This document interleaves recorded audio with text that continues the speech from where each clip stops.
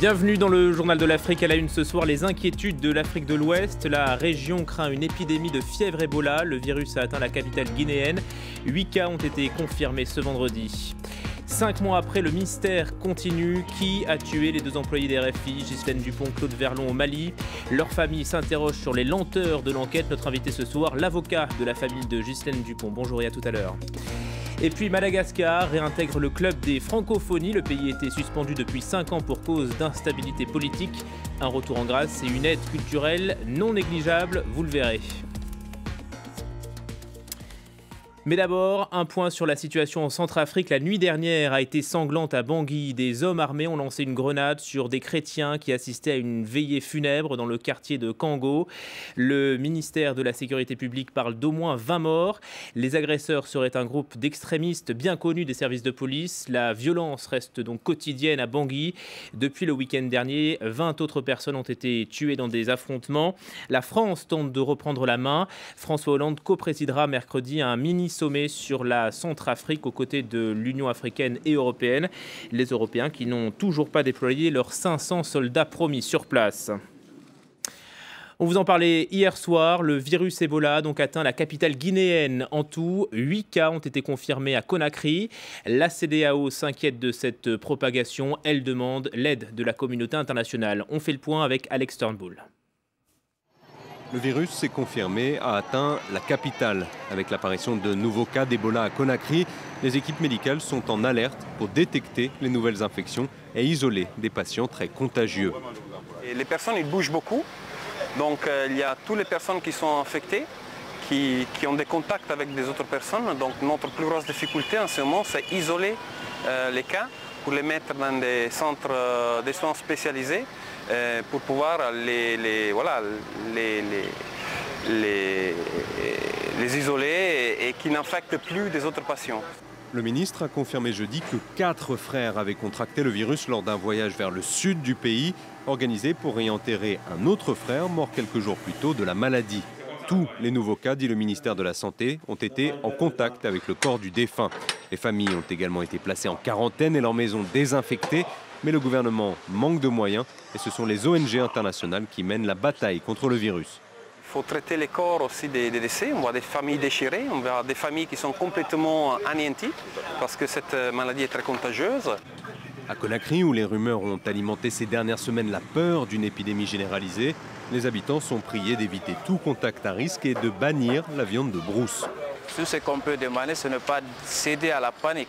Voilà, donc de surtout respecter les règles d'hygiène de base et d'éviter trop de contacts puisque le virus Ebola se transmet par le contact physique. Avec plus de 100 cas déclarés et au moins 70 morts, la Guinée est la plus durement touchée. Mais la Sierra Leone, la Côte d'Ivoire ou encore le Mali sont déterminés à endiguer la propagation du virus. Il y a presque 5 mois, la maison France Média Monde était ébranlée. Nous apprenions l'assassinat de 2 employés de RFI en mission au Mali, l'une journaliste, l'autre technicien, Ghislaine Dupont et Claude Verlon. Depuis, le mystère plane sur ce double crime. Les circonstances sont encore bien troubles. Personne n'a été arrêté. Les proches des 2 victimes ont donc décidé d'agir. Elles ont interpellé les autorités françaises. Et bientôt, un juge d'instruction sera nommé. Notre invité, Maître Deltombe, bonjour, merci d'être avec nous ce soir. Bonjour. Vous êtes l'avocat de la famille de Ghislaine Dupont. Avant de parler des zones d'ombre, que sait-on précisément sur les circonstances de leur mort avec certitude? Alors, vous savez qu'ils sont arrivés à Kidal le 29 octobre et que l'assassinat a eu lieu le 2 novembre. Ce qu'on sait aujourd'hui, c'est que l'assassinat, semble-t-il, a eu lieu à partir de 13h30 à peu près, 13h45, peut-être un peu plus tard. En tout état de cause, on a l'information de leur enlèvement à partir de 13h10 à peu près. L'information va être donnée par celui qui était interviewé, M. Ambéry, à la force Serval, la force française, à 13h30. Les forces françaises vont se mettre en ébranlement et vont décider de partir en direction de l'endroit où se trouvent les véhicules, ou en tout cas est parti ce véhicule vers 13h40. Ils auront un ordre formel d'engager les poursuites vers 13h50 et à 14h30, ils sont sur le site à l'endroit où on va trouver le véhicule et les 2 corps. Voilà, ça c'est tangible, c'est, je dirais, avéré. Apparemment, tout le monde est à peu près d'accord là-dessus. Alors, un juge d'instruction va bientôt être nommé. Quels sont les points, les zones d'ombre qui ont besoin d'être éclaircies? Alors donc, un juge d'instruction devrait être nommé, c'est le parquet qui doit prendre un réquisitoire afin d'informer, afin de définir, de faire désigner un juge d'instruction. Il y a en effet dans le dossier, à la lecture du dossier, puisque le parquet nous a communiqué une copie du dossier tel qu'il était à la fin du mois de décembre, il y a un certain nombre de points sur lesquels on a des interrogations. Il y a un premier point qui est le temps qui s'écoule entre le moment où les forces françaises s'ébranlent et le moment où elles vont se trouver sur le site. Il y a entre Kidal et l'endroit où on va retrouver les 2 corps et le véhicule, il y a 12 kilomètres. Et les forces françaises quittent le camp Serval à 13h40, ont un ordre formel de poursuite à 13h50 par téléphone, donc elles mettent entre 40 et 50 minutes pour faire 12 kilomètres. Ceci me semble très long, surtout que ce sont des véhicules rapides et sur des pistes, il n'y a pas de problème. Donc ça, c'est un premier point d'ombre. Il y a un deuxième point d'ombre, c'est que les forces Serval ont toujours dit qu'il n'y avait pas d'hélicoptère au moment où le rapt a eu lieu, et elles disent qu'il y a eu un hélicoptère Tigre à 15h30 seulement sur le site, c'est-à-dire 1 heure après qu'on ait découvert les corps et la voiture. Or, il y a au moins 2 témoins, sinon plus, qui ont entendu ou eu connaissance de ce que, au moment où le rapt a eu lieu, c'est-à-dire vers 14h05, en tout cas au moment où le rapt était en cours, où des hélicoptères auraient survolé Kidal. Donc il y a ce point-là qui mérite d'être éclairci. Oui ou non, y avait-il des hélicoptères qui survolaient Kidal? On nous dit qu'il n'y avait pas d'hélicoptère à Kidal, mais ce qu'on sait en revanche, c'est que il y avait un général de la MINUSMA qui, justement, était à Kidal ce jour-là, et ce général, il est venu vraisemblablement en hélicoptère. Est-ce que l'hélicoptère du général en question aurait servi pour faire ce survol? Il y a encore un point d'ombre à éclaircir. Très rapidement, qu'est-ce que va changer la nomination d'un juge d'instruction pour vous? Un juge d'instruction, c'est quelqu'un à qui on peut faire des demandes d'actes, c'est-à-dire des demandes d'opérations, d'informations particulières. Et nous avons observé que dans le dossier, il y a des personnes qui méritent d'être entendues, parce qu'elles ont des choses à dire, mais elles n'ont pas été entendues pour l'instant, en tout cas pas auditionnées.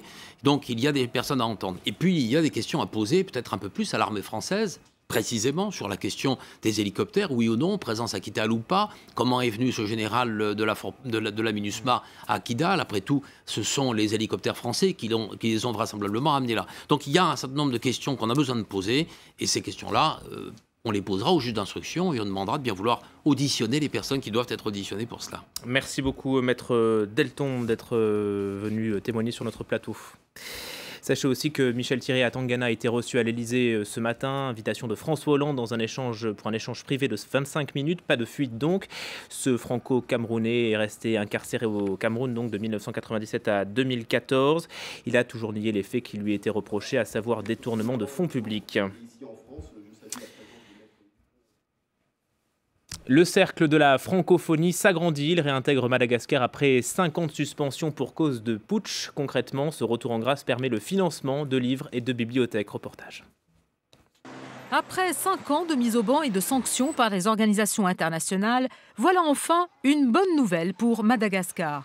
Le pays retrouve sa place au sein de la grande famille francophone. C'est aussi un message envers, que ce soit les dirigeants malgaches, de garder, de continuer dans cette voie de la démocratisation, mais aussi c'est un signal envers les partenaires, la communauté internationale dans son ensemble, que Madagascar est un pays, comme les autres, un pays fréquentable. Soulagement aussi au centre culturel de Tananarive. Cet espace créé par l'Organisation internationale francophone, tourné au ralenti ces dernières années. Mais aujourd'hui, c'est un nouveau départ.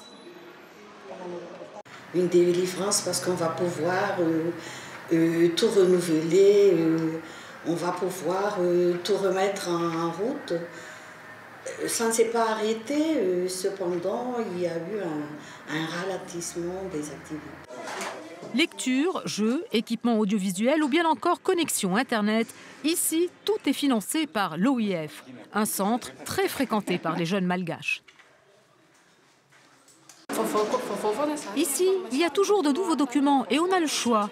Je suis plus satisfaite ici qu'ailleurs et j'y viens souvent. L'abonnement à la bibliothèque est gratuit. En plus, il y a des livres qu'on ne trouve nulle part ailleurs. Il y a actuellement une vingtaine de centres de lecture et d'animation culturelle dans le pays. Des centres qui devraient se développer grâce à l'aide indispensable de l'Organisation internationale francophone. Merci de votre attention. Paris Direct continue tout de suite le journal de 22h avec Pauline Godard.